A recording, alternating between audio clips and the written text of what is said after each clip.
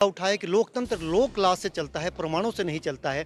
का भ्रष्टाचार और जिस तरह की इलीगल माइनिंग, जिस तरह की गुंडागर्दी और जिस तरह का अव्यवस्था का माहौल हिमाचल प्रदेश के खास करके बॉर्डर एरिया के ऊपर है, जिस तरह से वहाँ पर हत्याओं को आत्महत्याओं में बदलने की कोशिश की जा रही है, जिस तरह से वहाँ पर इलीगल माइनिंग करने वालों को संरक्षण प्राप्त है और प्रदेश सरकार के उप मुख्यमंत्री मुकेश अग्निहोत्री जी स्वयं बार बार मंचों से बोलते हैं कि इलीगल माइनिंग रुकनी चाहिए।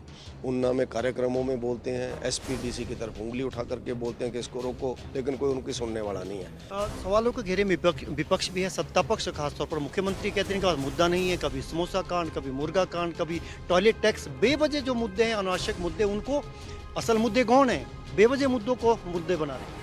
नहीं, मुख्यमंत्री जी तो और उनके साथी तो यहाँ तक भी कह रहे हैं कि मीडिया में छपी हुई बातें बातें नहीं होती हैं, आप उनका संज्ञान क्यों लेते हैं?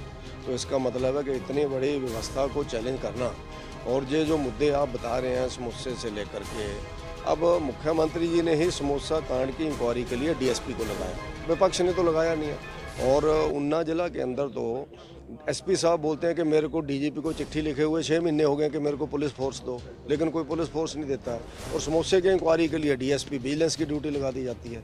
वो तो रिपोर्ट है हमारे पास, अभी मेरे पास रिपोर्ट नहीं है, लेकिन मैं आपको दे सकता हूँ, रिपोर्ट है हमारे पास, आपने भी पढ़ी है, आप लोगों ने मीडिया के माध्यम से भी जनता के सामने उस रिपोर्ट को रूबरू कराया है, डाल दिए।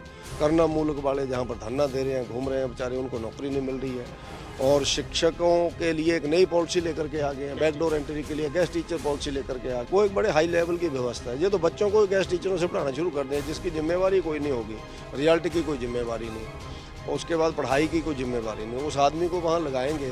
ये इस तरह की बातें करके शिक्षा के स्तर को गिराने की कोशिश कर रहे हैं, जैसा कांग्रेस का पहले से हालत रही है। नमस्कार, टेंज भारत देख रहे हैं आप, मैं हूँ रमेश सिंगटा।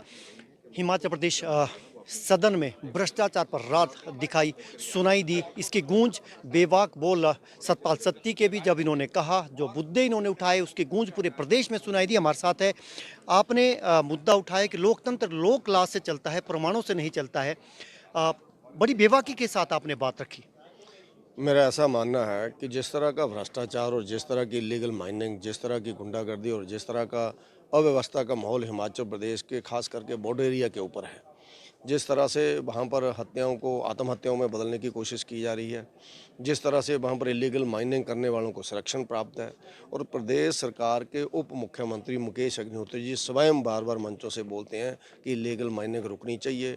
ऊना में कार्यक्रमों में बोलते हैं, एसपीडीसी की तरफ उंगली उठा करके बोलते हैं कि इसको रोको, लेकिन कोई उनकी सुनने वाला नहीं है। तो उसके कारण जो इलीगल माइनिंग हो रही है, करोड़ों नहीं अरबों रुपया का माल हिमाचल सरकार का बाहर जा रहा है, जिसका एक भी रुपया गवर्नमेंट को नहीं मिल रहा है। और ये जो अवैध पैसा आ रहा है, जिसके कारण हिमाचल प्रदेश के अंदर नशे का कारोबार होना शुरू हो गया है, गुंडागर्दी का कारोबार होना शुरू हो गया है। शूटर्स बिलासपुर डिस्ट्रिक्ट कोर्ट तक पहुंच गए हैं, वहां तक गोलियां चलाने शुरू कर गए हैं। ये सिर्फ जिसको कहते हैं कि जल्दी आया हुआ पैसा लोगों को खराब करता है। इसके ऊपर रोक लगनी चाहिए, लोगों के ऊपर सख्ती होनी चाहिए। जो गलत काम करते हैं, जो ठीक काम कर रहे हैं, उनको संरक्षण मिलना चाहिए। मेरा ऐसा मानना है कि सरकार उसी को कहते हैं जिसमें गलत आदमी को डर हो और शरीफ आदमी को सहारा हो। मुख्यमंत्री कहते हैं, जो कल कच्चा चिट्ठा आपने पेश किया था, ज्ञापन भी दिया था राज्यपाल को, विपक्षी खेमे ही खलबली बचा दी है। उनका ये कहना है कि ये तो जयराम ठाकुर के ही खिलाफ है। नहीं, ऐसा नहीं है। मुख्यमंत्री जी बातों को घुमा फिरा करके बात करते हैं। हमने जो दिया है उसकी फिर वो इंक्वायरी कराएं। अगर उनके खिलाफ है तो इंक्वायरी कराने में तो जयराम जी ही बोल रहे हैं, वो ही बोल रहे हैं, वो ही गवर्नर साहब के पास हमें लीड करके जाते हैं। तो वो सिर्फ बीजेपी के लोगों को बरगलाने के लिए, समाज की जनता को बरगलाने के लिए करते हैं। अगर उनको लगता है उनके खिलाफ है तो फिर करें ना इंक्वायरी। वो तो जयराम ठाकुर जी ने भी बोला है कि आप करिए भैया, हमने तो लिख करके दिया तुम्हें, तो इंक्वायरी क्यों नहीं करते हैं? इनके अपने लोग उसमें फंसे हुए हैं। तो उसके कारण मुख्यमंत्री जी कुछ बातों को मजाक में ले जाते हैं, सहजता में ले जाते हैं, जो कि अच्छा नहीं है। उनको सीरियस होकर के सिंसियरली काम करते हुए जो गलत आदमी है उसके ऊपर कार्रवाई करनी चाहिए। आपने एक संस्थान से जुड़ा भी सवाल उठाया है कि माननीय भी अपने आप में संस्थान है, अगर कार्रवाई नहीं होती तो भरोसा उठ जाएगा। ये बात आपने कही सदन के भीतर। नहीं, वो तो है ही है जी, बार बार चार्जशीट दी जाती हैं। कई बार तो प्रश्न भी उठाते हैं, समाज के लोग भी उठाते हैं कि इन चार्जशीट का फ़ायदा क्या है। जो अपोजिशन में होता है वो चार्जशीट देता है, जो सत्ता में होता है वो फिर जब अपोजिशन में आता है वो चार्जशीट देता है, लेकिन इंक्वायरी कहीं भी नहीं होती है। हमने इसीलिए इस बार जो हमारा कच्चा चिट्ठा करके हमने जो गवर्नर महोदय को दिया है, उसमें हम लोगों ने विद प्रूफ दिया है, नेक्सर लगा करके दिया है, फोटोकॉपी लगा करके दिया है। तो अब तो मुख्यमंत्री जी के ध्यान में आ गया होगा कि उनके साथ जो तथ्य हैं उन तथ्यों की वो जानकारी लेकर के उनके ऊपर इंक्वायरी करवाएं, इंक्वायरी करके दोषियों को सजा दिलवाएं। सवालों के घेरे में विपक्ष भी है, सत्ता पक्ष खासतौर पर मुख्यमंत्री कहते हैं कि मुद्दा नहीं है, कभी समोसा कांड, कभी मुर्गा कांड, कभी टॉयलेट टैक्स, बेवजह जो मुद्दे हैं, अनावश्यक मुद्दे, उनको असल मुद्दे कौन है, बेवजह मुद्दों को मुद्दे बना रहे हैं।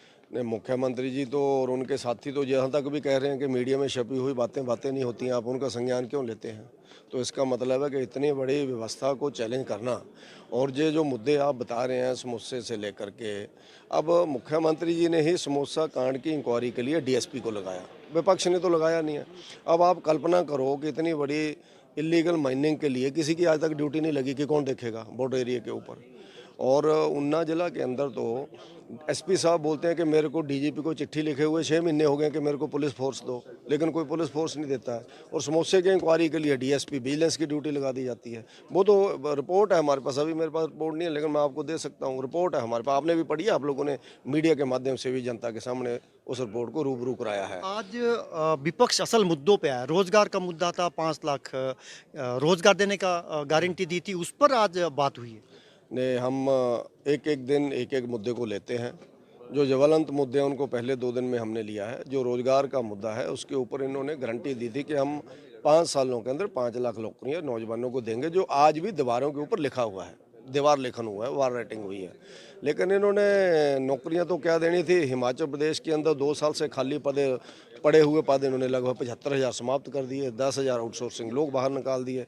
करना मूलक वाले जहाँ पर धरना दे रहे हैं, घूम रहे हैं बेचारे, उनको नौकरी नहीं मिल रही है। और शिक्षकों के लिए एक नई पॉलिसी लेकर के आ गए हैं, बैकडोर एंट्री के लिए गेस्ट टीचर पॉलिसी लेकर के आ गए हैं। तो गेस्ट टीचर तो यूनिवर्सिटीज़ के अंदर होते हैं, हम भी जब यूनिवर्सिटी के अंदर होते थे तो फॉरेन कंट्री से लोग आते थे, हमारे प्रोफेसर फॉरेन में जाते हैं, तो ऐसे फिर वहाँ पर गेस्ट लेक्चर होते हैं, प्रोफेसर के नाते वो वहाँ पर जाते हैं। वो एक बड़े हाई लेवल की व्यवस्था है। ये तो बच्चों को गेस्ट टीचरों से पढ़ाना शुरू कर दें, जिसकी जिम्मेवारी कोई नहीं होगी, रिजल्ट की कोई जिम्मेवारी नहीं, और उसके बाद पढ़ाई की कोई जिम्मेवारी नहीं, उस आदमी को वहाँ लगाएंगे। ये इस तरह की बातें करके शिक्षा के स्तर को गिराने की कोशिश कर रहे हैं, जैसा कांग्रेस का पहले से हालत रही है। चलिए, हमसे बात करने के लिए बहुत बहुत शुक्रिया। तो सतपाल सत्ती, इनका ये कहना है कि वो त्वरित मुद्दों को पहले उठाते हैं और रोजगार से लेकर आउटसोर्स तक के मुद्दे उन्होंने आज प्रमुखता से उठाए हैं। टिंज भारत देख रहे हैं आप, नमस्कार।